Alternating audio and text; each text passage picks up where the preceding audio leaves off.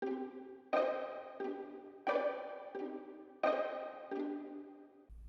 there, it's Uncle Tree Rat, and I sure hope you're wearing that sweater I got you for Christmas. Today we're going to be painting Teclis. He appears to be a elf wizard guy of some sort. Enjoy!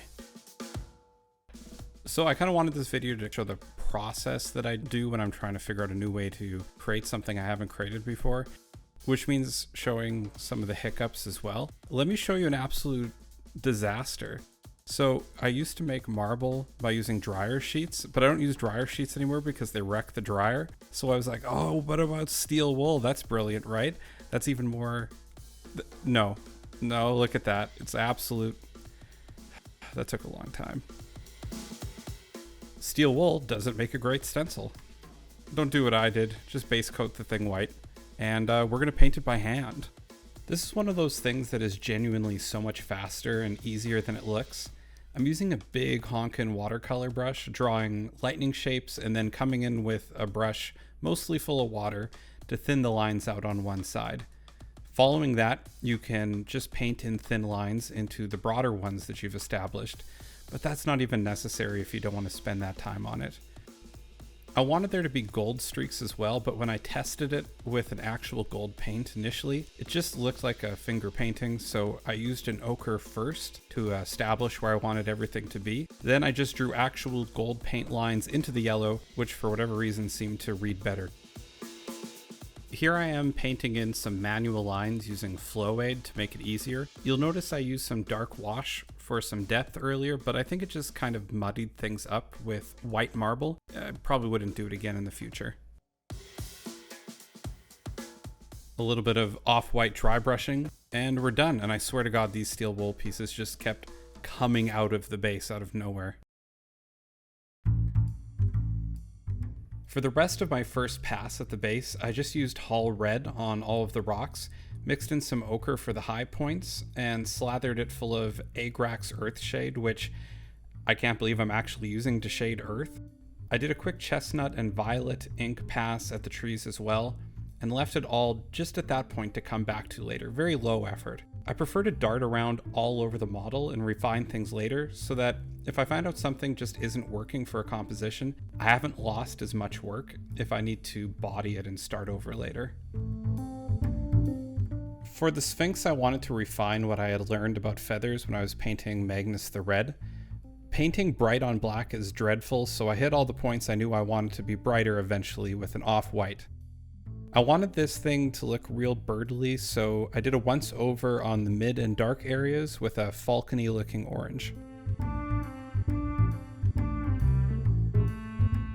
I used a picture of a real life bird that was alive once to draw patterns and colors from, and tried to copy that pattern with the addition of a red. With all the setup done, I hit it with a varnish because I'm going to be doing a lot of scribbling on this and I make mistakes, and it's a lot easier to clean off those mistakes if you have a coat of varnish. My intention here is to make tiny little ticks, but I can't sit there and tap away for hours on end. I'll lose my mind. So I add Flow Aid instead of water and wick off most of my paint on a paper towel. Once you get going, you can absolutely fly along doing this. The idea is I paint ticks in an area one step up in tone. So in the red areas, I do orange. In the orange, I do off-white with a little bit of orange added to it. And then at the very end, I take a bunch of soft tone, half and half with whatever thinner. I used Lamy and medium, and just drench everything.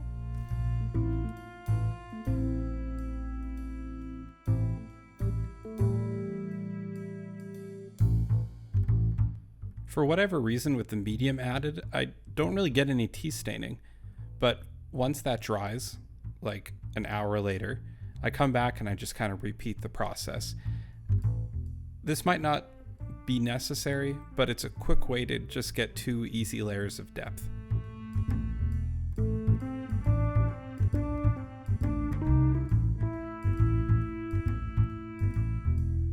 For the final touches, I dry brush the off-white onto the tricky little feathers and give a couple of extremely diluted passes of our original wing base colors to blend everything in together more naturally.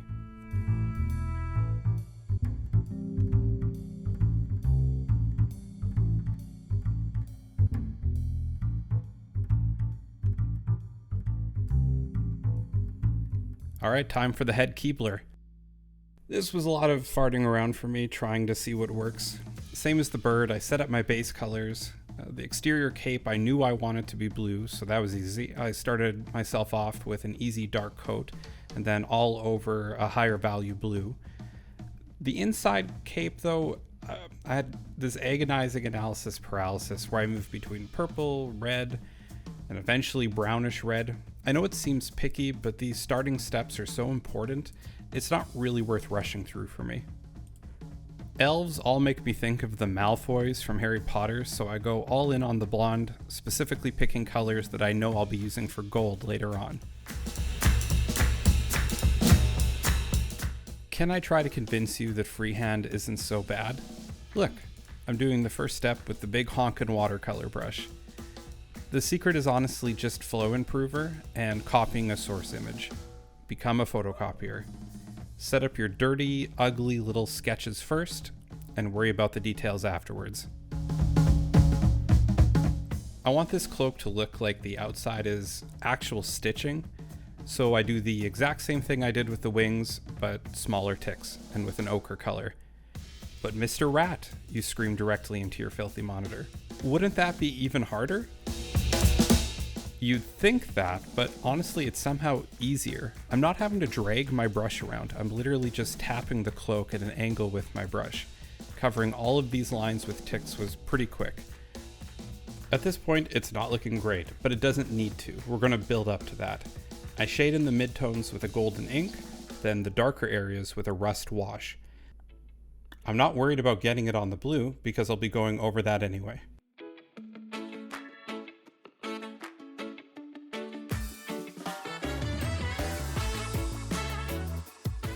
With all that flow aid, I can do a ton of ticks without stopping with my lighter blue. And once done that, I do another pass on the highest points after adding some white to it.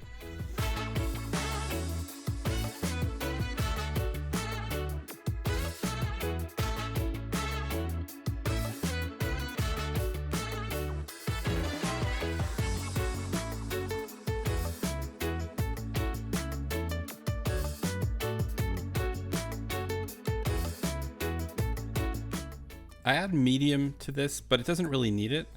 Whenever I'm not completely sure about a paint, if it's going to be too opaque, especially with washes and glazing, I always add medium to it because I can always come back and do another pass. I just can't take paint off. We're in the home stretch.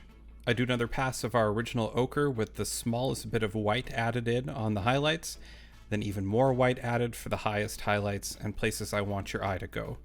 Whenever I do something like this, there's always little mistakes and things that I need to update and correct, so I end up fiddling with this and adding more washes.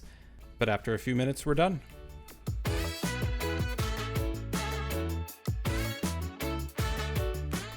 The inside of the cape was something completely new to me. I watched a couple oil painting videos on animal fur and tried to recreate that on a smaller scale.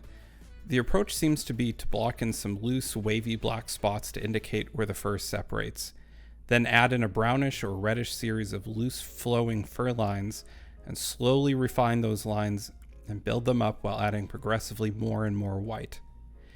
I followed that approach, but also airbrushed some browns into the recesses of the inside of the cape for shadow, given the scale of the model. I think it turned out great, but if I did again, I'd probably airbrush a bit less and do another pass to even further refine the fur.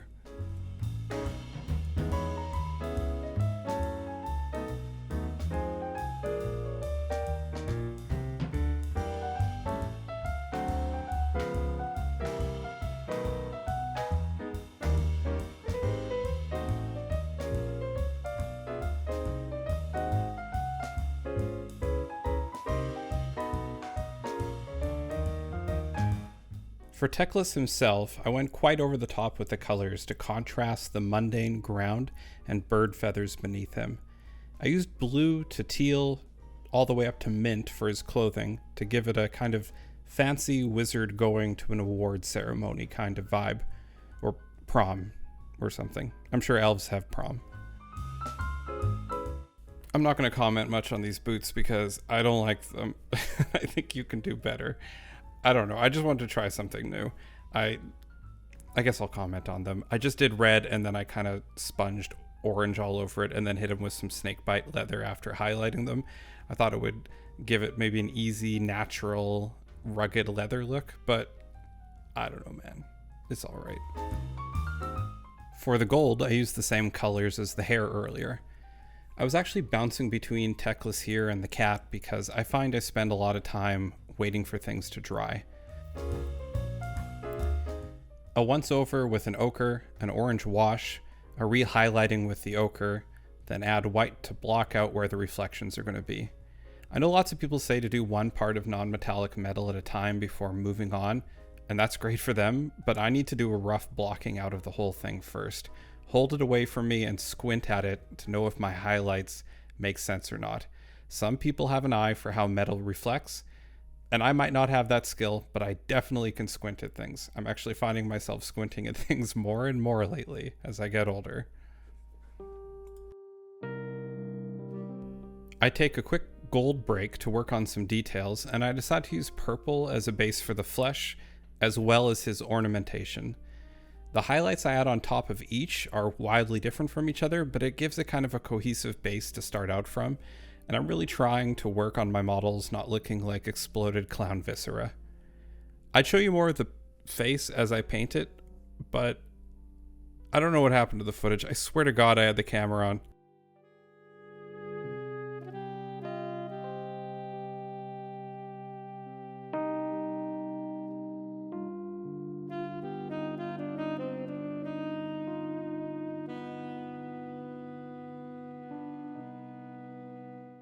I decide to really lean into the hair, kind of matching the gold, and decide, yeah, like he'd have literally golden hair.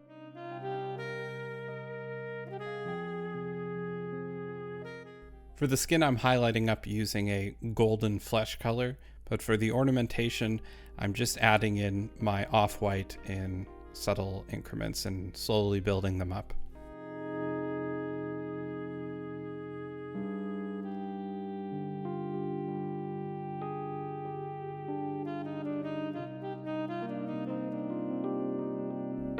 Since the theme of this episode is experimentation, let's talk about that.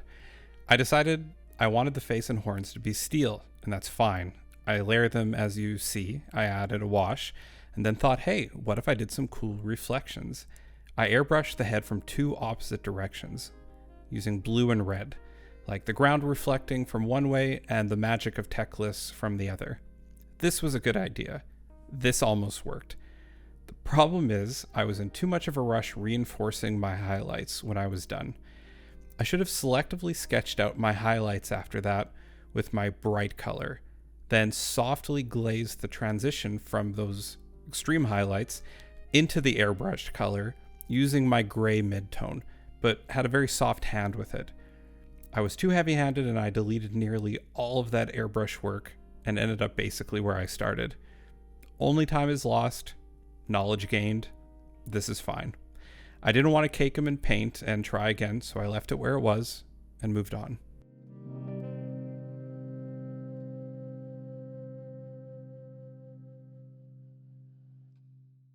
This is not the point of the model painting process that you should be cleaning up screw burrs. I don't know how I didn't see that. Not much to say about the gold that wasn't said with Teclis, but with more surface area, you better believe I'm cheating with the airbrush. At this point, I start picking out smaller details. I decide that everywhere Teclis touches, there should be magic radiating out, so I hit those spots with turquoise, then add some white and dial it in. I do the same thing with one of his eyes, because I think glue got in it, and it looked all winky wonky, and I thought, this is better than him looking like Marvin the Googly-Eyed Wizard. It's not what I would prefer, but you know, you do what you need to do in the situation that you're in, I guess.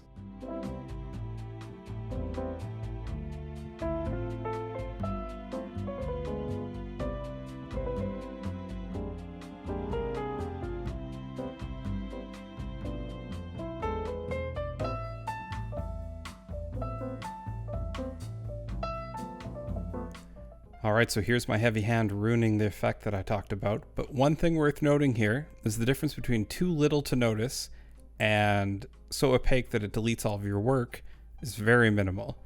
But at the same time, all I had to do was slow down and not try to do everything in only a couple of passes. Knowing where to put in all the painstaking effort and knowing when to push down on the gas pedal seems to be a really important skill to develop. I highlight the purples up to a blue to give it a magical kind of vibe, but if you like the sword in particular, I have a video on painting Mirror Guard that shows the process, so check that out if you feel like it, and remember to ring the like and subscribe to the bell and follow me on Patreon and join my LinkedIn and say hi to your grandma on Facebook. I'm on TikTok.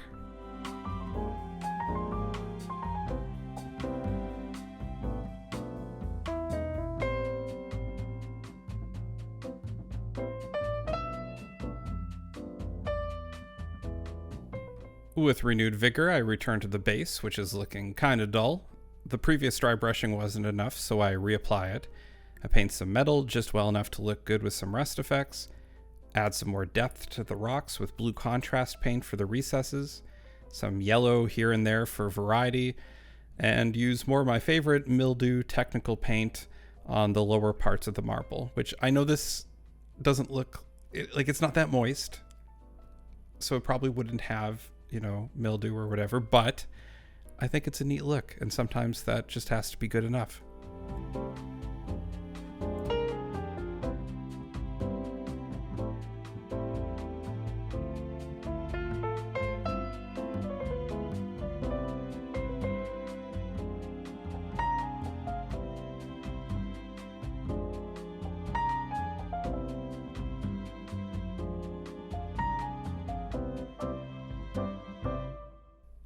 I like using pigments because if someone ever steals the model, you can just follow the trail of gross pigment dust and check their fingers for staining. It also looks really cool. And it's easy.